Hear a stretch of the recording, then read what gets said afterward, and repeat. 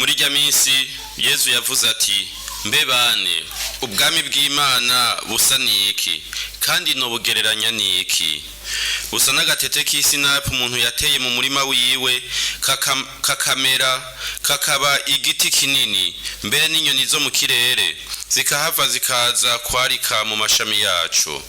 Arongera ati ngereranya niki ubwami bw'Imana busa n'umwambiro umugore yakiriye agasuka mu ngero zitatu z'ifu gushika vyose bikakame. Dushemeze ijambo ry'Imana.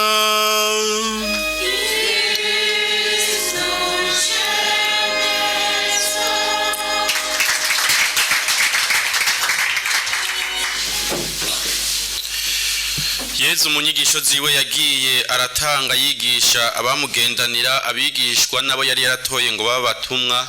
Yarakoresha imvugo ngereranyo kugira ngo bashobore guhamvya ibijanye n'ivy'Imana. Mu bisanzwe umuntu adakorakoresha amaboko canke ngo aboneshe amaso.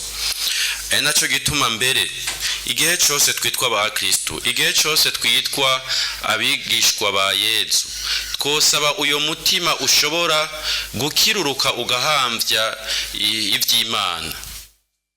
Ni naho mbere duheza tukumva n'akanovera kabyo, tukava muri vya bindi bibayabaye, tukava muri vya bindi bito bito, kuko hari igihe duheza tukibaza ko imigenderanire twebwe n'Imana ari imigenderanire yo kudufasha kuronka ivyo kuri iyi si dukeneye. Naho twama dusaba twatundi duto duto tumeze nka tugaca tumera nka wa muhungu w'imfura yaguma muhira atabaye icangazi, yacabwira se wiwe nako yarafise umwikomo yidogera se wamubwira ngo imyaka yose nagukoreye byagenze gute, ngo nta nagahene wampaye. Ntavuge n'uruhene basi, akavuga gahene. Rero natwebwe hari igihe dusanga tugarukiye muri utwo duhene, oya pano duhene, uduhera, uduceri, utunota, utuzi, utuntu nkamwe n'utwo gusa. Erega utwo ntimugire ngo turahambaye nubwo dukenewe kandi tutaturonse na tansiyo duhitana. Ntiduhambaye gose utwo. Hoya. Kuko umuntu cane cane yitwararika kumenya Imana no gucudika nayo, ibindi ngo biza nk'inyongera. Igihambaye rero tubwirizwa kandi gihimbaye no gusumba nugushobora kugira ayo maso y'umutima, ayo matwi y'umutima, ico kintu kidutuma dutahura ego ku rugero rwacu ivy'Imana. Kuko uko tubandanya tubona ubwiza bw'Imana, uko tubandanya tubona karanga k'ubwami bw'Imana, niko akanyamuneza kuko ba Kristo katwuzura. Kandi ivyo bihimbaye gusumba na twatundi nariko ndavuga mugabo twebwe kwa turi bantamagara dushaka kuturazitiro. Ubwo rero twomera nka wawo ndavuga ati umutima wanje mukamura kunyotewe, kandi ijoro n'umutaga nta wundi ndindiriye atari wewe. Rero Yezu kubera ko iyo nyota asanzwe azi kwihambaye mu buzima bwacu, uyifise abwirizwa kuyihera canke umukamakama tugabaniriza ku kanyota dufise, kira noneho niwe aduha kwifuza ivyo ashaka kutugabira. Ivyifuzo vy'Imana byose dufise tumenye ko ari Imana idushiramwe ico cifuzo kugira ngo twifuze ivyo ishaka kutugabira. Ivyo twifuza rero Imana ishaka kubitugabira. Yezu rero no munsi araturangiye ingereranyo y'ubwami bw'Imana. Twebwe ari gihe twibaza ko ubwami bw'Imana ari ahantu tuzoja. Siko none ntarantu nitwaza ko ari ahantu tuzoja kumbura atamatara acika, amazi aza nyene ari nyamwondo kandi atani igitoro kibuze, natanakagwa kazoburayo. Siko twibaza tutazosana kugwara, nukuvuga ata bitaro biriyo. Hari ibitoro mugaka kabura y'ibitaro, niko tuvyibaza. Rero Yezu araturangiye neza ubwami bw'Imana icarico. Ubwami bw'Imana araturangiye neza ko ari uburyo bwo kubaho. Aratweretse ko buza bugatera imbere, bugakura mbere n'abandi bakaburonkako. mu gukoresha imvugo y'imbuto iterwa mu bisanzwe turazi yuko umurimyi iyo yateguye umurima wiwe neza hanyuma agatera imbuto yiwe nta kindi acaja kwiryamira akarindira kwimera. Ukagira ngo uwo mubaza ngo biriko bigenda gute mu kuzimu, isi n'imbuto nini na ngeri niki biriko binywana gute, ntabizi. Wahejeje gutera aca yigira, acaza kurindira ko kuraba ko byaba byarameze ngo abagarire hanyuma asubireje kurindira bimere, agaruka aje gusarura gusa. Rero Yezu mu kuduha iyi mvugo ngereranyo ubwa mbere areka tukurangira neza ko ubwami bw'Imana imbere ya byose na hose n'igikorwa c'Imana. Umuntu icyo akora wewe araheza akaba disponible, akugurukira Imana, akareka Imana ikarangura icyo gikorwa cy'ubwami muri we. Hanyuma ikindi nacyo twoheza tugatahura ngaha nuko ubwo bwami bw'Imana butaduhwikira kujya ku muravyo. Ubwami bw'Imana burakura, buratera imbere muri twebwe.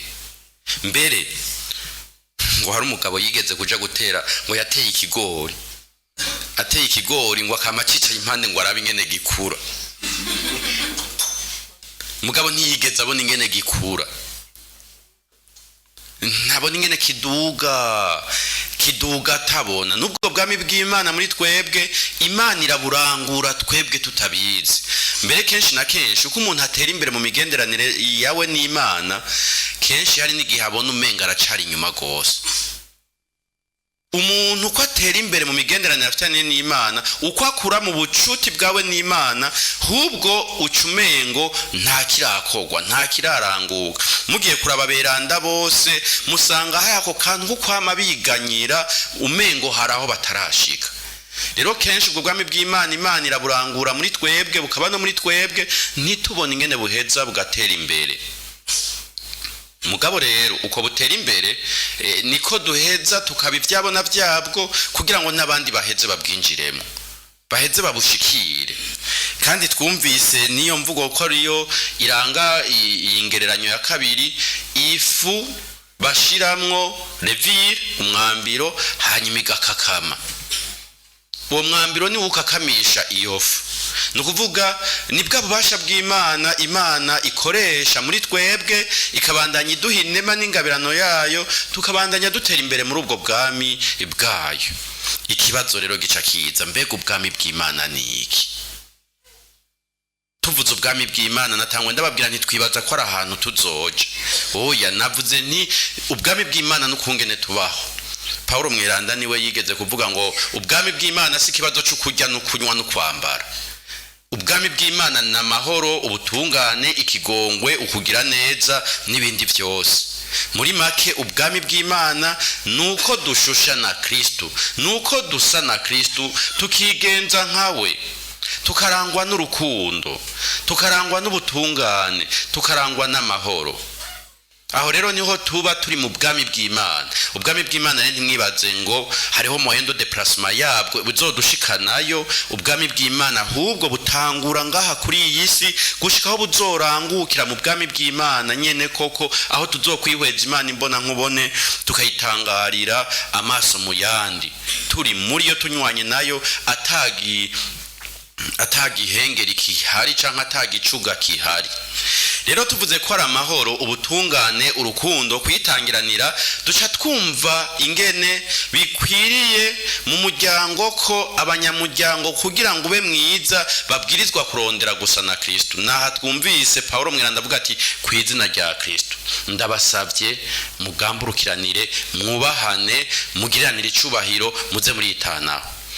Neza na neza rero turiko turabona ingo z'ubu, imiryango y'ubu ingene imeze n'ingene ihagaze, duca dutahura igitumira ukwiri. Les crises de la famille ou des familles, c'est la crise de la foi. Kuko kugira ngo nakubwa mbere twumve ko twavyumvise muri iki gisomwa, umugabo n'umugore bubakana bagashinga umuryango, bahamagariwe kumenyesha Kristo, bahamagariwe kwerekana Kristo, kandi turazi neza yuko isakramento ryo kubaka rukristo nk'uko twagiye turabyumva ni isakramento rihambaye kuko riturangira urukundo Kristo adukunda, rwa rukundo rw'Imana rutisubirako. Kenshi rero turakunda kurifata minenegwe kuko twibaza ngo ni iby'abantu, kuko dukura tubona umugabo inkumi n'umusore bubakana, mbere ari intambwe y'ubuzima tugira tuti mbega wewe uzokubaka ryari? Umukobwa, inkumi, umusore iyo bahejeje amashure bakaronka ico bakora, bakaza bararonka aho bisumamwo, umenga intambwe igezeko nukubaka, sibyo none?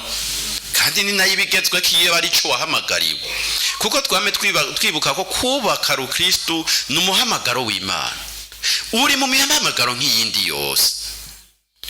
Hari gihe rero muhora mubwira abasaseredoti ngo mwe mwarahiriwe mwatowe n'Imana, abubakanye batowe nande?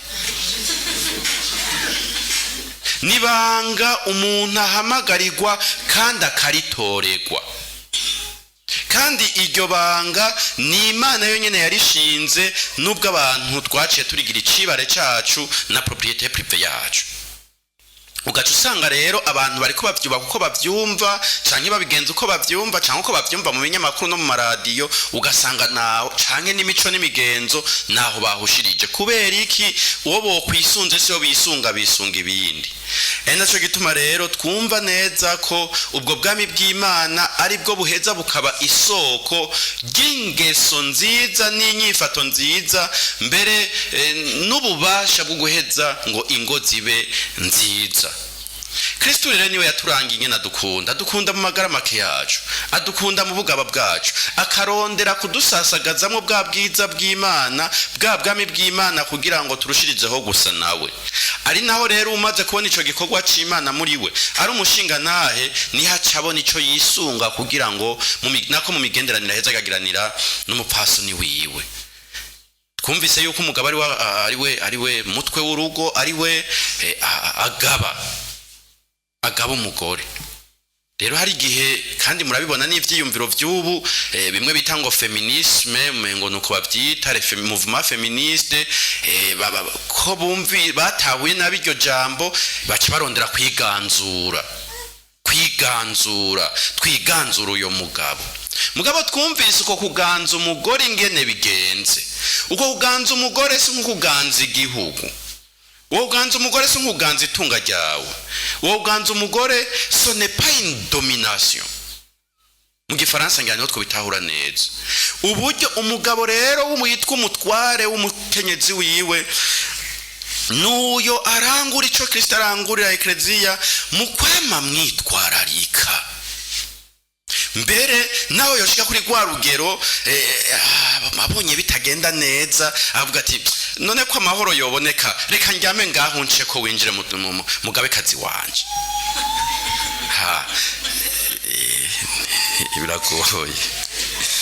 Nukuvuga iki? Nuko mwitangira ukamwihebera ubuzima bwawe bwose, ukama witwararika kubona kwamerewe neza, ukitwararika kubona kwasa neza.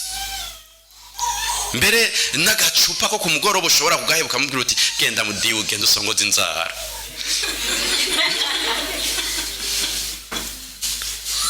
Ukumva ko ibikorwa byo mu rugo mubisangira, ukamugisha inama ukungene bitunganywa n'ibikorwa. Ntituje muri ya logique ngo nta bwenge bw'abagore. Mbega wowe ko sukugumuka wowe urubwenge gute? Ko mu gifaransa bakunda kuvuga ngo derrière la réussite d'un homme, dans la réussite d'un homme, derrière il y a toujours une femme. Mais aussi dans les échecs.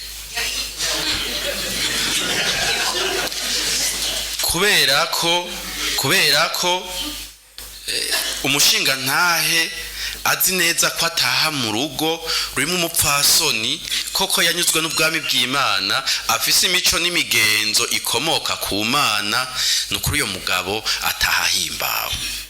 Niyo avuye mu rugo agiye, iyo agenda agira ati nukuri genda tubunze, kandi agenda himbawe. N'imigenderanire agiranira n'abandi, iyo migenderanire iba ari myiza, kuko yayivomye mu mutima wiwe witwa umukenyezi. Mugabo abaye yamuraje kujya musonga ntibitoka ntibisa neza.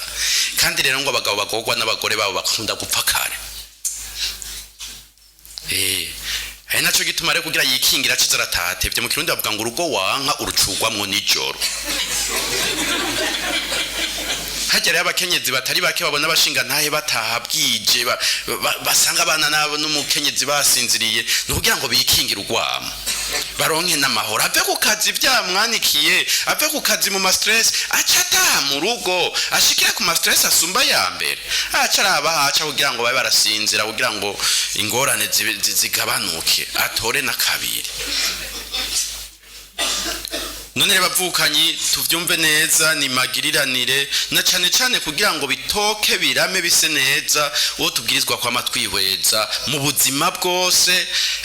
Ndabona bihebeye Imana turi kumwe ngaha bacagira ati wakoze dipatiri kutubwirira bajya abantu. Oya, ubuzima bwose bwitwa umuhamagaro igihe umuntu ari karabubaho yisunga Kristo yihweza Kristo niho ubwo buzima bugenda neza, kuko uwo mukama gutora akagutumaho nukuri ntihagire usubira kuza arishima ngo jewe ngo ndi patiri ngo jewe ngo nihebeye Imana ngo sisa ngo n'ibindi bimeze ngo urumva ngo bijya abandi bose bamenyereye ukamengo ni c'est une ni elite canke ni ikindi kintu kiri ruhande. Twumve byose ko ari umuhamagaro.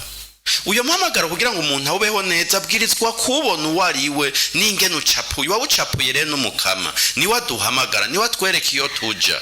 Ubwo bwami bw'Imana rero bumaze gusasagara niho umuntu amenya uyo kwisunga, ni wamenya aho yohagarara kugira ngo arangure neza ico umukama yamutore nico amuhamagarira. Naco gituma rero tubwirizwa kwama imbere yiwe rero kugira ngo ubwami bw'Imana busasagare muri twebwe bugaragarire no mu buzima tubayemwo naho tubaye, kugira ngo ubwo buzima bube bwiza buryohe burange bwa bwami bw'Imana. Turabwirizwa kwama impande ya Kristo, kuko misi yose aho ugendera n'ivyo wamamwo birakuranga urateba ugasa navyo. Muri ihweza babandi bitwa ngo abudiste hariho umugigwa canke umwimenyerezo bagira bita meditation. Iyo natwe duha twigira murabizi. Mugabo barahagarara imbere ya gastatu bakifata gutya a un certain moment umuntu ashobora kudatandukanya ko gastatu n'uwo muntu akicaye imbere. None rero twame tumenya neza ko iyo umuntu yama yihweza ivyiyumviro by'isi akiyashaka kuvudukana n'isi ukwivuduka n'ibindi byose, ego ni byiza kuko turabwirizwa kurondera ingene tubaho adaptation. Mugabo neza na neza twame tumenya ko ubuzima bwacu buhamagariwe gusa na Kristo. Iyo twama twihweza ikibi dukora ikibi mbere nige duhinduka ikibi twebwe nyene. Iyo twama twihweza ingorane tukamara ingorane turateba tugahinduka natwe bw'ingorane. Iyo twama twihweza bitagenda neza akaba ari byo tubona gusa n'akantu ko bakitwa keza kahari turateba tugahinduka ivyo nyene. Cyo kimwe no mu rugo bama bihweza bitagenda neza ugasanga umugabo yamabona koko umugore wiwe ivyo adashoboye ibibakora niki, erego uyo mugore arateba agahinduka ikibi. Hari umuntu yigeze guhezagira ubugena acafata igipapuro afata akubitaka kaburungu acara arereka abagena ati ndabira mubona kiki, erego ugo rupapuro gwera ntago babonye ako kaburungu bompi. Acabwira ati rero igihe cyose muzoza murabona nako utuburungu utunenge mufise mwe bizohinduka ibinenge, ntibizoba n'ibinenge uwo mugore wawe afise azoba ikinenge nawe nyene canke ibinenge umugabo uko nyene. None rero bavukanyi uwama impande ya Kristo akama yihweza Kristo arabona ivyiza vyinshi, kuko acateba muri gwa rugendo rw'agasa na Kristo n'ivyo akora bice biranga wa mutima wa Kristo. None turushizeho kumwitura na cyane tumwereke ubwo bworo bwacu tubumuhe, kuko mu kudutumira no mu kutwakira ngaha nta kindi ashaka mu kutugira beza nkuko twavyumvise ashima ko tumuha ubwo bworo bwacu nawe akadutungisha ubwo bwiza bw'ubwami bwiwe kandi akadutungisha no kwigenza nkawe muri byose. Amen.